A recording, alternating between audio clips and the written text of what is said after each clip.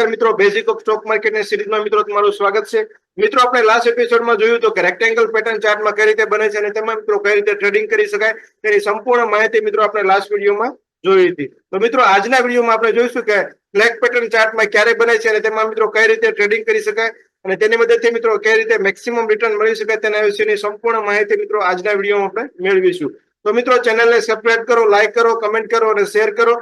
અને મિત્રો ફ્લેગ પેટર્નને ડિટેલમાં સમજવા માટે મિત્રો આ વિડીયો જુઓ. તો મિત્રો સ્ટાર્ટ કરીએ.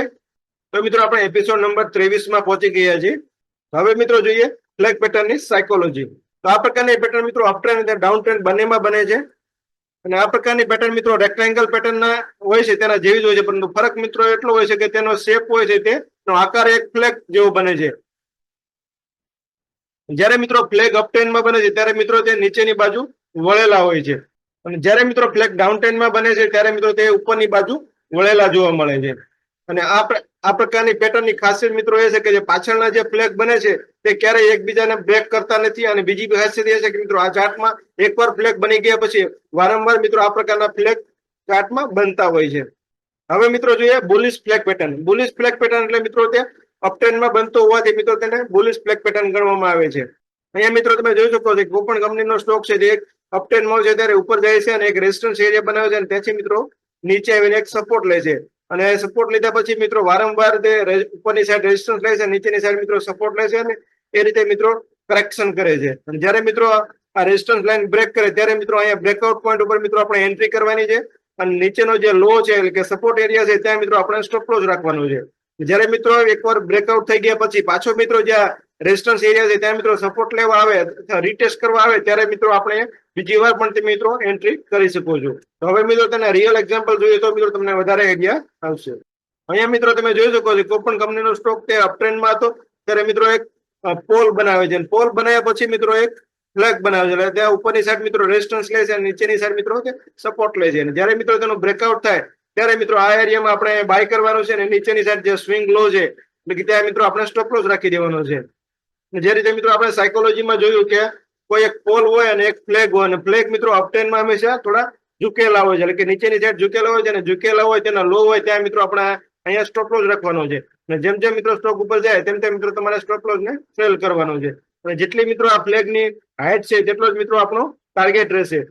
અહીંયા મિત્રો તમે જોઈ શકો છો કે એક ફ્લેગ બન્યા પછી પાછો મિત્રો નવો પોલ બને છે અને પાછો મિત્રો બીજો એક ફ્લેગ બને છે અને પાછો મિત્રો તેનો બ્રેકઆઉટ થાય છે.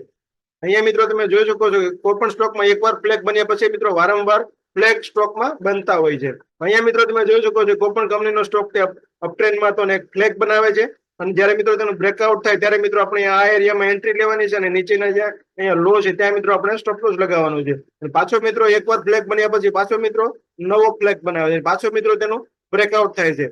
તો અહીંયા મિત્રો તમે જોઈ શકો છો કે કોઈ પણ સ્ટોકમાં મિત્રો એક કરતા વધારે વાર ફ્લેગ બને છે. હવે મિત્રો નેક્સ્ટ એક્ઝામ્પલ જોઈએ એબોટ ઇન્ડિયા. અહીંયા પણ મિત્રો તમે જોઈ શકો છો તે સ્ટોક ઉપર ગયો છે અને એક રેઝિસ્ટન્સ એરિયા બનાવ્યો છે, તેથી મિત્રો ફ્લેગ પેટર્ન બનાવ્યું છે. અને ફ્લેગ પેટર્નનો મિત્રો બ્રેકઆઉટ થાય ત્યારે મિત્રો આ એરિયામાં આપણે બાય કરવાનું છે. અને જ્યારે બ્રેકઆઉટ થઈ ગયા પછી મિત્રો આપણે જે ફ્લેગની હાઈટ છે તેટલો જ મિત્રો આપણે ટાર્ગેટ ઉપર ની સાઈડ મળી ગયો છે. અહીંયા પણ મિત્રો તમે જોઈ શકો છો કે કોઈ પણ સ્ટોક અપટ્રેન્ડમાં તો ત્યારે વારંવાર પોલ બનાવે છે, પાછો મિત્રો ફ્લેગ બનાવે છે અને પાછો મિત્રો તેનું બ્રેકઆઉટ થાય છે અને પાછો મિત્રો એક નવો પોલ બનાવે છે અને પાછો મિત્રો એક ફ્લેગ બનાવે છે. જ્યારે પણ મિત્રો આ ફ્લેગ બને છે ત્યારે મિત્રો તેનો લો હોય તે આગળના જે ફ્લેગ બને છે તેને બ્રેક કરતો ના આવવો જોઈએ. તો મિત્રો કોઈ પણ ચાર્ટમાં મિત્રો તમારે એકવાર જો મિત્રો તમને ફ્લેગ મળી ગયો તો મિત્રો તમને વારંવાર એ ચાર્ટમાં મિત્રો ફ્લેગ બનતા મિત્રો તમને જોવા મળશે.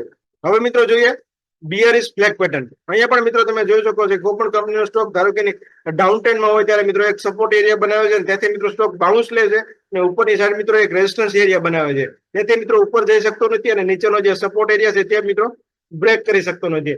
ને એક સમય મિત્રો એવો આવે છે કે તે આ સપોર્ટ એરિયા તો તેને મિત્રો બ્રેક કરે છે ત્યારે મિત્રો અહીંયા આપણે સેલ એન્ટ્રી લેવાની છે અને ઉપરની સાઈડ મિત્રો અહીંયા સ્ટોપ લોસ લગાવવાનો છે. જ્યારે મિત્રો 2 થી 3 દિવસમાં કદાચ સ્ટોક મિત્રો પાછો ઉપર આવી અને આ એરિયામાં રેઝિસ્ટન્સ બનાવે ત્યારે મિત્રો અહીંયા આપણે સેકન્ડ એન્ટ્રી કરવાની છે. અને જેમ જેમ મિત્રો સ્ટોક નીચે જાય તેમ તેમ મિત્રો આપણે સ્ટોપ લોસ ને ટ્રેલ કરવાનો છે. હવે મિત્રો તેના રિયલ એક્ઝામ્પલ જોઈએ તો મિત્રો તમને વધારે આઈડિયા આવશે. અહીંયા મિત્રો તમે જોઈ શકો છો કે ઝાયડસ લાઇટમાં મિત્રો આ ડેઇલી ચાર્ટ છે અને સ્ટોક અપટ્રેન્ડમાં હતો ત્યારે મિત્રો એક ટોપ બનાવે છે અને ટોપ બનાવ્યા પછી મિત્રો સ્ટોક પાછો નીચે આવીને એક પોલ બનાવે છે, એટલે પોલ બનાવ્યા પછી મિત્રો અહીંયા ફ્લેગ બનાવે છે. એટલે કે આ ફ્લેગ મિત્રો ઉલટો ફ્લેગ છે. અને જ્યારે મિત્રો નીચેની સાઈડ મિત્રો તેનો બ્રેકડાઉન થાય ત્યારે મિત્રો અહીંયા આપણે સેલ એન્ટ્રી લેવાની છે અને ઉપરની સાઈડ મિત્રો આપણે સ્ટોપ લોસ લગાવવાનો છે. અને નીચે મિત્રો એક પાછો પોલ બનાવે છે અને પાછો મિત્રો એક નવો ફ્લેગ બનાવે છે. ત્યારે મિત્રો પાછું નીચેની સાઈડ મિત્રો પાછું બ્રેકડાઉન થાય ત્યારે મિત્રો અહીંયા આપણે ફરીને મિત્રો સેલ એન્ટ્રી કરવાની છે. એટલે કે અહીંયા મિત્રો તમે જોઈ શકો છો કે ડાઉન ટ્રેન્ડમાં પણ મિત્રો એકવાર ઉલટો ફ્લેગ બન્યા પછી પાછો મિત્રો વારંવાર બીજો પણ આ ટાઈપનો ફ્લેગ બને છે. તો મિત્રો જ્યારે પણ મિત્રો તમને કોઈ પણ સ્ટોકમાં આવા ફ્લેગ બનતા જોવા મળે ત્યારે મિત્રો તમારે એમાં એન્ટ્રી કરવાની છે અને ઉપરની સાઈડ મિત્રો આપણે સ્ટોપ લોસ રાખી દેવાનો છે. અને જો વારંવાર મિત્રો ફ્લેગ બનતા હોય તો મિત્રો વારંવાર મિત્રો તમારે એન્ટ્રી કરવાની છે. તો મિત્રો આજના વિડીયોમાં આપણે જોયું કે બુલિશ ફ્લેગ પેટર્ન અને બિયરિશ ફ્લેગ પેટર્ન ચાર્ટમાં કઈ રીતે બને છે અને તેમાં મિત્રો કઈ રીતે ટ્રેડિંગ કરવું અને કઈ જગ્યાએ મિત્રો તેમાં એન્ટ્રી કરવી, કઈ જગ્યાએ મિત્રો સ્ટોપ લોસ લગાવવો અને કઈ જગ્યાએ મિત્રો આપણે ટાર્ગેટ બુક કરવું તે મિત્રો આપણે ડિટેલમાં જોયું. જો મિત્રો તમે સ્ટોક માર્કેટના નવા પ્રીમિયમ વિડીયો જોવા માંગતા હોય તો મિત્રો ચેનલને સબસ્ક્રાઇબ કરો, લાઈક કરો, કમેન્ટ કરો અને શેર કરો. તો મિત્રો મળીએ નેક્સ્ટ વિડીયોમાં. ત્યાં સુધી થેન્ક યુ વેરી મચ.